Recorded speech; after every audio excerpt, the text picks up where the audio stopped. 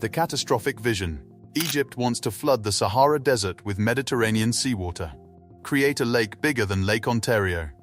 18,000 square kilometers of artificial sea in one of Earth's harshest environments. The Qattara Depression. 133 meters below sea level. Brutal temperatures reaching 50 C. Zero rainfall. And Egyptian engineers want to pump millions of gallons of saltwater directly into it. This isn't a proposal. It's been discussed for over a century. Plans drawn up, calculations made. Nuclear explosions considered. Yes, nuclear explosions. But here's what they're not telling you. This project could trigger an environmental catastrophe that destroys Egypt's entire agricultural system. Contaminate groundwater for millions of people. Create a toxic salt basin that poisons the desert for generations. And the worst part? They're moving forward anyway. The underground aquifer disaster. The Qattara Depression sits on top of the Nubian Sandstone Aquifer, one of the largest underground freshwater reserves in the world. This ancient water source stretches beneath Egypt, Libya, Chad, and Sudan. Hundreds of thousands of cubic kilometers of fresh water, accumulated over millennia. Irreplaceable. Egypt's desert agriculture projects already depend on it. Thousands of deep wells pump water from 2,000 meters underground. Now imagine flooding the depression with 1,200 cubic kilometers of seawater. The base of the depression is porous rock. Porous rock. That means saltwater won't just sit there like a bathtub. It will infiltrate, seep, contaminate.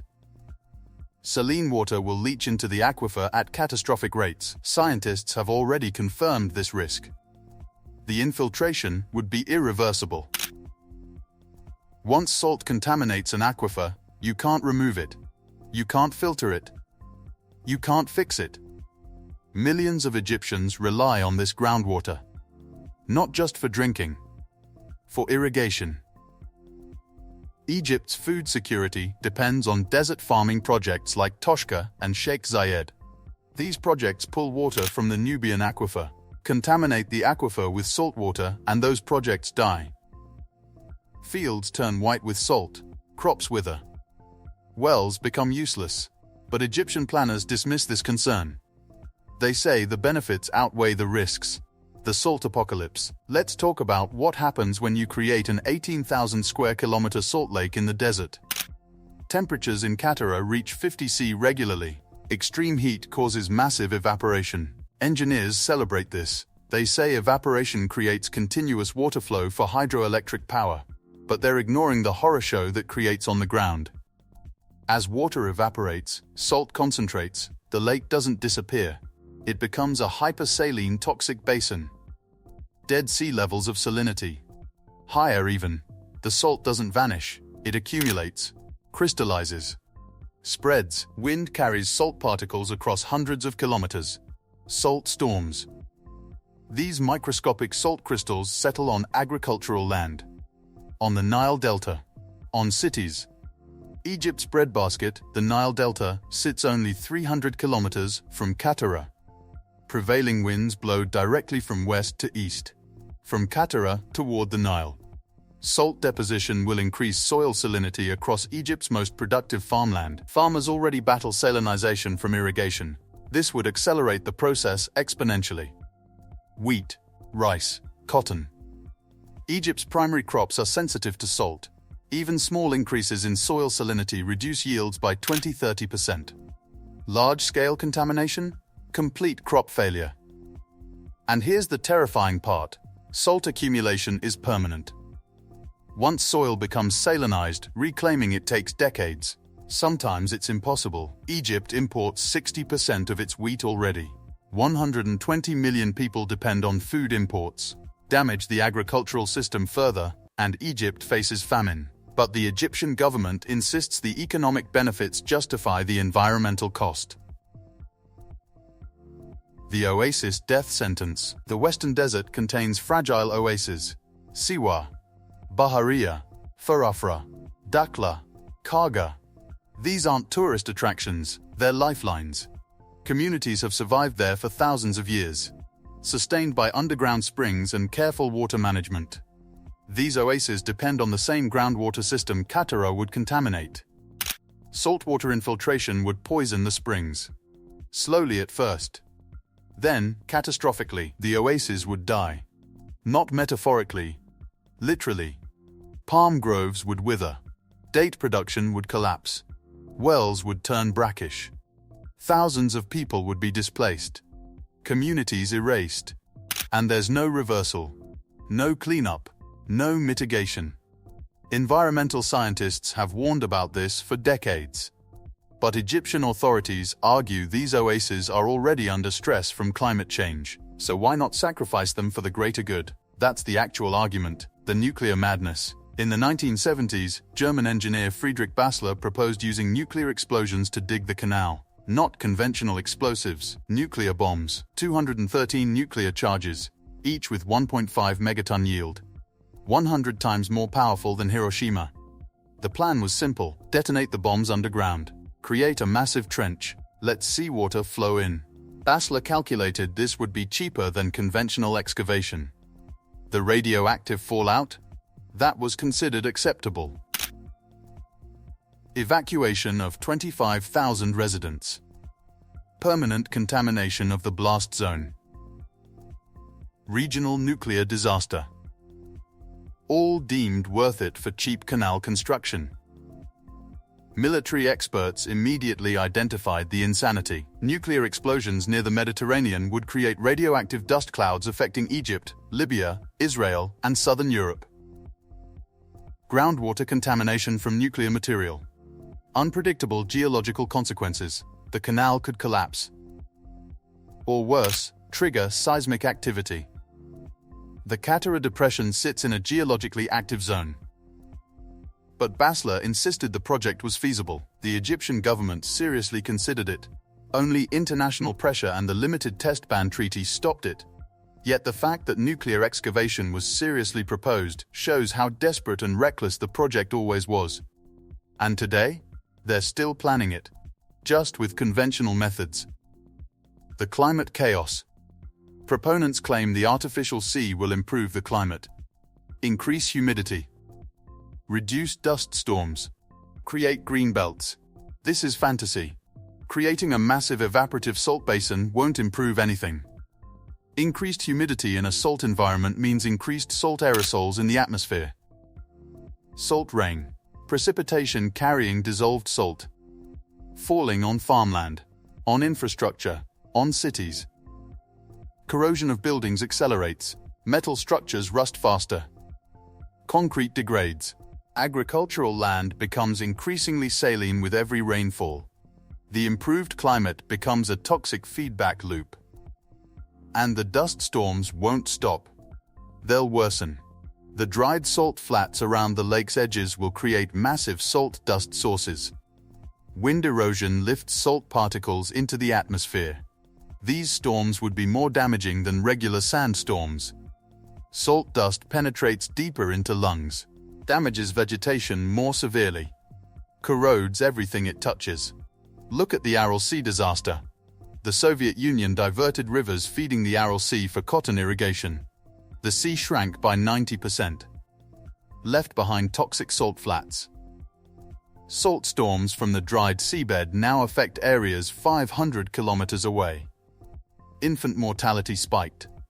Respiratory diseases exploded. Cancer rates increased. The Qattara project risks creating the same disaster.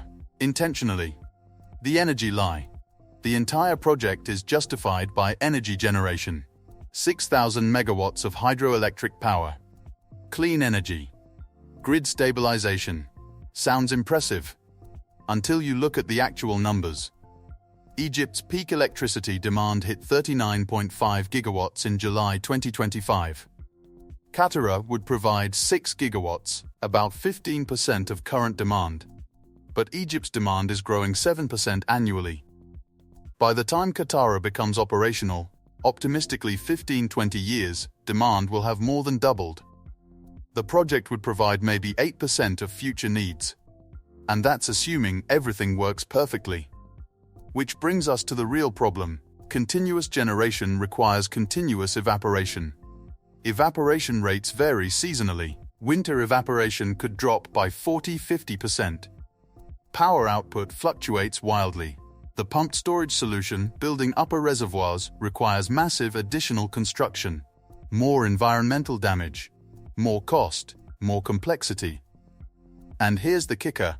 Egypt could achieve the same energy output faster and cheaper with solar and wind.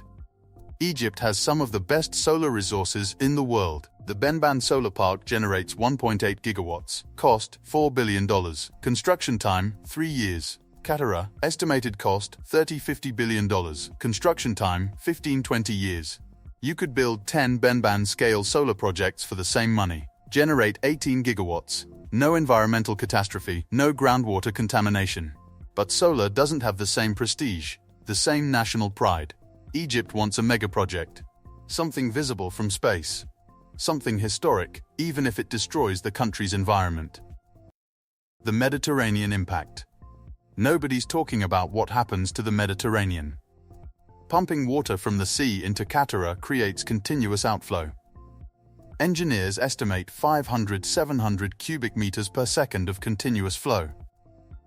For perspective, the Nile's average discharge is 2,800 cubic meters per second. You're creating a new river flowing out of the Mediterranean, a quarter the size of the Nile. This alters Mediterranean salinity and current patterns in the eastern basin. Marine ecosystems depend on stable salinity, temperature, current patterns. Large-scale water extraction disrupts all three. Fisheries suffer. Coastal erosion accelerates. Marine biodiversity declines. Egypt's Mediterranean coast depends on fishing, tourism, beach stability. The project threatens all of it, and the intake point requires massive infrastructure. Tunnels or canals 80–120 kilometers long. Enormous pumping stations if tunnels are used. This construction alone devastates coastal ecosystems. Dredging, blasting, concrete, industrial activity for years, but Egyptian planners wave this away. The Mediterranean is huge, they say. It won't notice. Tell that to the fishing communities whose livelihoods will vanish. The economic insanity. Egypt's economy is already struggling. $165 billion in external debt. Currency crisis. Inflation over 30%. Poverty rate above 30%. And they want to spend $30–50 billion on Qattara? The money doesn't exist. This requires foreign investment. International loans, development banks. But here's the problem. No serious investor will touch it. The environmental risks are too high. The returns too uncertain. The timeline too long. Egypt's hoping Gulf states will fund it. UAE. Saudi Arabia. Why would they? They're investing in their own renewable energy, their own megaprojects. Saudi Arabia is building NEOM. UAE is developing nuclear power. They're not going to sink billions into Egypt's environmental disaster. And even if the money materialized, the opportunity cost is staggering. $50 billion could build world-class desalination plants, providing unlimited fresh water. Construct massive solar farms generating far more electricity. Modernize Egypt's agricultural infrastructure. Improve urban water systems. Create millions of jobs in sustainable industries. Instead, Egypt wants to gamble everything on flooding a depression. The construction phase alone would take 15–20 years, maybe longer. That's 15–20 years of environmental damage before generating a single watt. And if something goes wrong, if the infiltration is worse than predicted, if the salt contamination spreads faster, there's no reversal, no do-over, no fix. You can't unflood the desert. The political desperation. Why is Egypt even considering this? Desperation. Ethiopia's Grand Renaissance Dam controls Egypt's water supply. Ethiopia can reduce Nile flow by 25% or more during reservoir filling. Egypt's population is exploding, 120 million people, growing by 2 million annually. Energy demand is crushing the grid. Water scarcity is worsening. Climate change is accelerating. The government needs a solution. Something bold, something that looks like leadership. Qattara fits that narrative. It's a distraction from failed policies. Mismanagement. Corruption. It's nationalist symbolism. Egyptian engineering prowess, conquering nature. But it's built on lies. The project won't solve Egypt's energy crisis. won't provide meaningful fresh water, won't create sustainable development. It will poison groundwater, destroy oases, contaminate farmland, create toxic salt storms, and cost a fortune the country doesn't have. Egypt's plan to flood the Qattara Depression is environmental madness dressed up as progress. It threatens the Nubian Aquifer, the region's only major freshwater source. It will create a toxic salt basin that poisons the desert for generations. It risks destroying Egypt's agricultural system through salt contamination. It offers minimal energy benefits at catastrophic environmental cost. And it diverts resources from real solutions: solar power, desalination, sustainable agriculture. For over a century, this project has failed to materialize. Not because of lack of trying, because it's fundamentally flawed. Every serious scientific review has identified devastating environmental consequences. Yet Egypt keeps pushing forward, driven by desperation, nationalism, delusion. The question isn't whether this project could work. The question is, when it fails, how many millions of people will suffer the consequences? If this analysis of Egypt's dangerous megaproject opened your eyes, hit that like button. Subscribe for more investigative deep dives. Turn on notifications. Question for the comments: should Egypt abandon this project entirely? Or are the risks worth taking? Thanks for watching. See you in the next one.